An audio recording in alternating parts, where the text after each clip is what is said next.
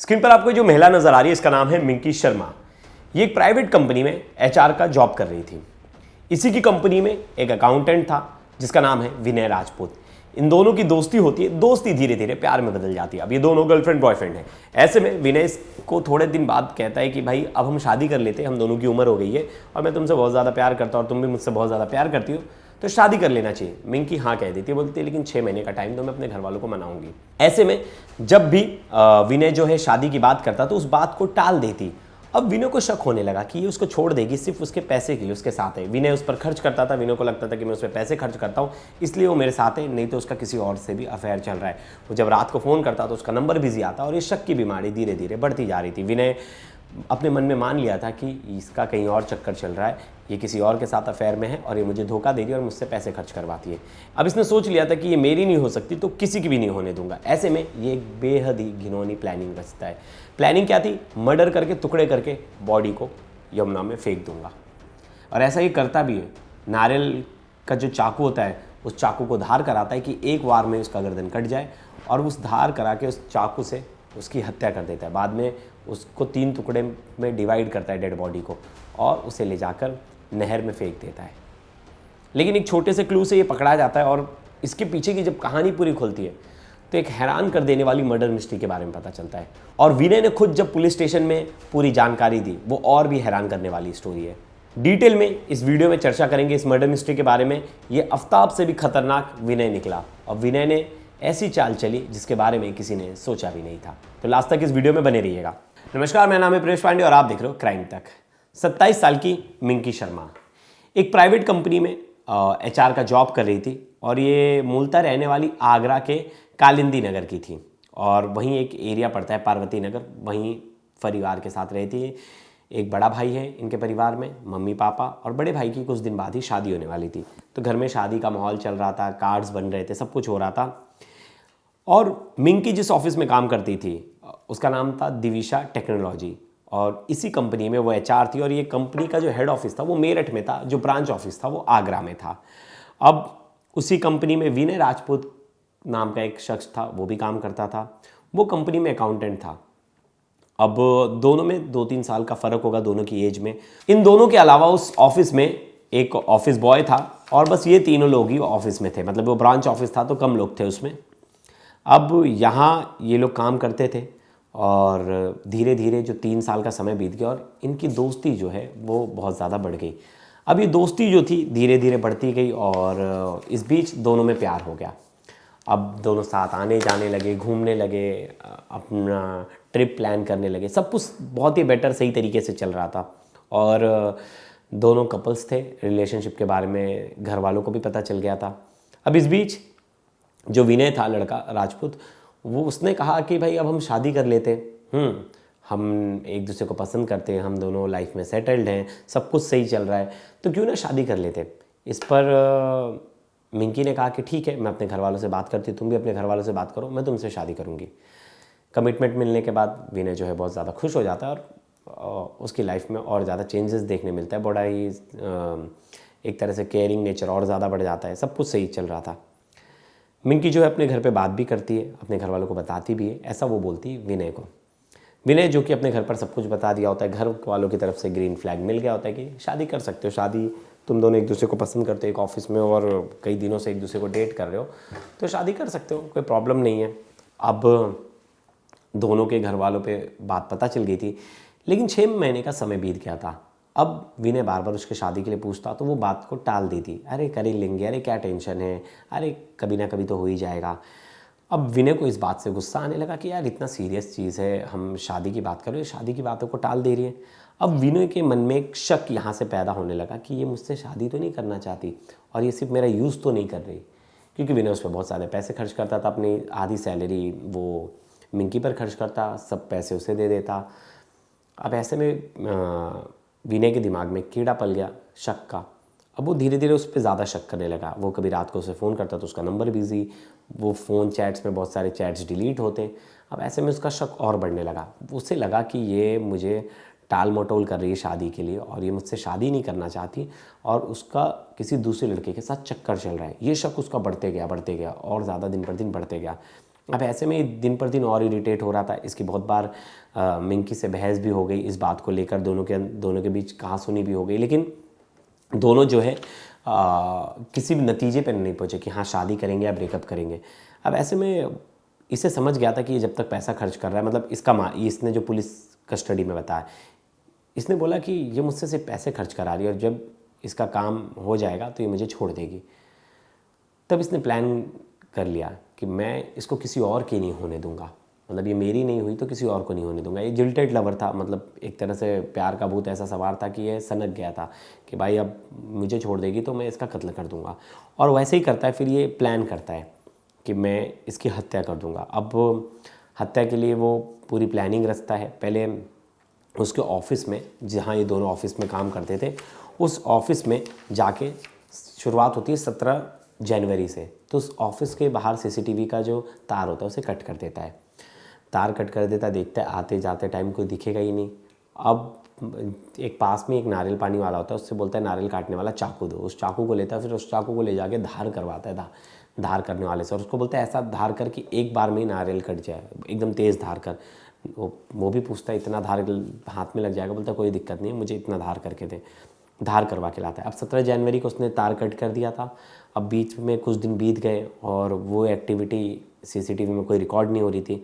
अब 23 जनवरी को ये प्लान करता है कि मैं उसकी हत्या कर दूंगा। उसके लिए वो क्या करता है कि ऑफिस बॉय में इन दोनों के अलावा एक और लड़का था जो ऑफिस बॉय था, उसको छुट्टी दे देता है। बोलता है कि तुम छुट्टी करो यार, उसके भाई की शादी की वो तैयारी में लगी है, वो ऑफिस आएगी कि भी नहीं ये नहीं पता है, तो तुम चिल करो, तुम जाओ छुट्टी पे रहो। अब मिक्की भी अपने भाई का शादी का कार्ड बनवाने अपने भाई के साथ गई थी, तो वो वहाँ से कार्ड बनवाने का ऑर्डर दे के लौटी और उसके भाई ने उसको, अपने भाई को उसने ड्रॉप किया और वो ऑफिस आ गई। ऑफिस आई 4 बजे के आसपास और फिर दोनों में बातचीत हुई। फिर दोनों किसी बात को लेकर बहस छिड़ गई दोनों की वापस से, इसी बात को लेकर कि शादी करोगे नहीं करोगे। अब ऐसे में 8 बजे का जो समय था वो 8 बज गए थे और दोनों निकलने का प्लान कर रहे थे। तब तक दोनों के अंदर दोनों के बीच बहुत ज़्यादा कहासुनी हुई। अब बात इतनी बढ़ गई कि ये तो पहले से प्लान करके आया था, इसको मारना ही था, ये पॉइंट ही ढूंढ रहा था। अब इसने चाकू निकाला और उसके सर पे मार दिया और उसके गर्दन पे मारा। वो जगह पर ही उसकी मौत हो गई। फिर उसकी गर्दन को धड़ से अलग कर दिया। और धड़ से अलग क्यों किया? उसे ऐसा लग रहा था कि उसने बहुत सारा देखा था सावधान इंडिया, क्राइम पेट्रोल वगैरह, कि धड़ अलग कर देंगे डेड बॉडी से तो पता नहीं चलेगा कि किसकी डेड बॉडी है। अब वो धड़ अलग कर देता है। फिर वो हत्या करने के बाद आधा घंटे उस रूम में बैठता है और वो बहुत टेंशन में आ जाता है कि अब मैं क्या क्या करना है मुझे। लेकिन पहले से उसने बहुत सारी चीज़ें प्लान कर रखी थी, तो वो बस शांत हो रहा था। आधा घंटा बैठ के और शांति से बैठा था। अब उसने क्या किया, उसने एक बोरी लाई। उस बोरे में उसने उसकी डेड बॉडी भरने की कोशिश की। पूरे कपड़े निकाल के उसने अपने बैग में रखा और उसने धड़ कट कर दिया, उसको भी अपने बैग में रखा, एक कचरे की ब्लैक वाली थैली में बांध के। अब उसने क्या किया, जो धड़ था, जो बाकी का शरीर का पार्ट था, उसको वो बोरे में भरने लगा। बोरे में जब वो भर रहा था तो जो पैर का हिस्सा था वो बाहर निकल रहा था बोरे से। अब उसे टेंशन आया कि ये तो दिख जाएगा, पता चल जाएगा डेड बॉडी, तो उसने पैर भी कट किया, फिर उस बोरे में ठूसा और बोरे को बांधा और लिफ्ट के पास रख दिया। अब वो 12 बज गए, 12 बजे तक वो बैठा था। 12 बज गए, वो नीचे जाके देखा कि कोई है, तो देखा कि सब लोग कोई नहीं है, पूरा रास्ता खाली है, सब शांत है, सब अपने अपने घर चले गए। फिर उसने लिफ्ट से बोरा लाया और बोरे को नीचे उतारा, फिर ऊपर गया और पूरे जो ऑफिस है उसको साफ़ किया, छींटे साफ़ किया, इसने एकदम क्लीन किया। 2 घंटा वहाँ उसने बिताए। अब उसके बाद वो निकल पड़ा धड़ और शव को ठिकाने लगाने। ऐसे में उसने बैग में जो है उसका सिर रख लिया और उसके कपड़े रख लिए। अब उसी की स्कूटी लिया और उसकी स्कूटी लेकर गया ब्रिज पर, जहाँ से यमुना नदी बहती है। अब वो वहाँ से जो डेड बॉडी थी उसको फेंकने की कोशिश कर रहा था, जो बाकी धड़ के नीचे का जो हिस्सा था। अब लेकिन वो फेंक नहीं पा रहा था क्योंकि जो ब्रिज था उस पर ग्रिल लगा था, बहुत लंबा चौड़ा, तो ग्रिल से फेंकना बहुत ईजी नहीं था, बहुत वजनदार थी मिंकी भी, तो ऐसे में उसके लिए पॉसिबल नहीं था। तो उसने क्या किया, बोरी वहीं छोड़ा और धड़, मतलब जो सर है वो और उसके कपड़े लेकर वो आगे निकल गया और नाले में उसका सिर फेंक दिया, उसके कपड़े फेंक दिया और स्कूटी को वहीं खड़ा कर दिया और वहाँ से वो घर आ गया। ऐसे में देर रात हो गई थी, उसका कोई अता पता नहीं था। मिंकी फ़ोन नहीं उठा रही थी, मिंकी के बारे में कोई पता नहीं चल रहा था, मिंकी का लोकेशन ऑफिस ही दिखा रहा था। ऐसे में सर कोई टेंशन में आ गया कि मिंकी का लास्ट लोकेशन ऑफिस है, अब उसके बाद उसका मोबाइल स्विच ऑफ हो जाता है। अब उसको घर वाले ढूंढने निकल जाते हैं। मिंकी का भाई सबसे पहले फ़ोन करता है विनय को। विनय बोलता है कि हाँ वो ऑफिस आई थी लेकिन वो चली गई थी, उसके बाद मुझे नहीं पता।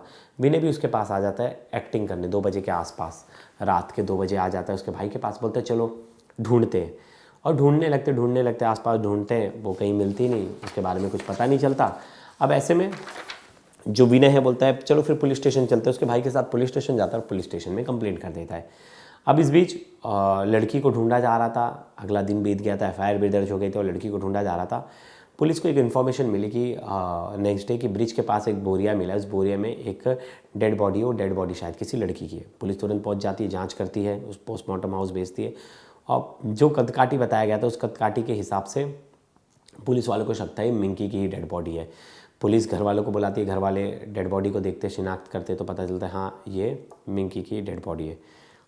कुछ दिन बाद पुलिस को एक और इन्फॉर्मेशन मिलती कि एक अज्ञात स्कूटी जो इस एरिया में खड़ी है बहुत दिनों से, वो किसकी है पता लगाओ।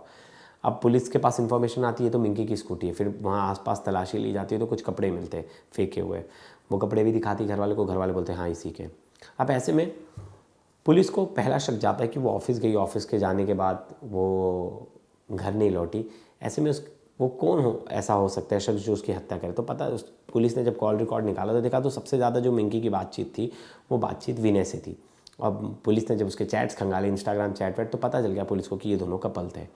अब ऐसे में पहला शक विनय पे गया कि विनय को कुछ भी ना मालूम, और विनय की गर्लफ्रेंड थी और विनय इतना आराम से बैठा है, मतलब ज़्यादा घबराया नहीं तो किसी की गर्लफ्रेंड की अगर इस तरह मौत हो गई तो वो तो घबरा जाए एकदम, पुलिस के सामने पैनिक क्रिएट कर दे।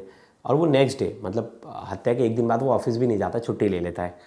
अब ऐसे में पुलिस का शक होता है और पुलिस जो है जांच करने लगती है। पुलिस सीडीआर रिकॉर्ड निकालती तो पता चलता है जिस जगह पर डेड बॉडी मिली थी उस जगह पर विनय का मोबाइल जो है एक्टिव था और रात के 12 बजे के आसपास, 12 बजे के बाद।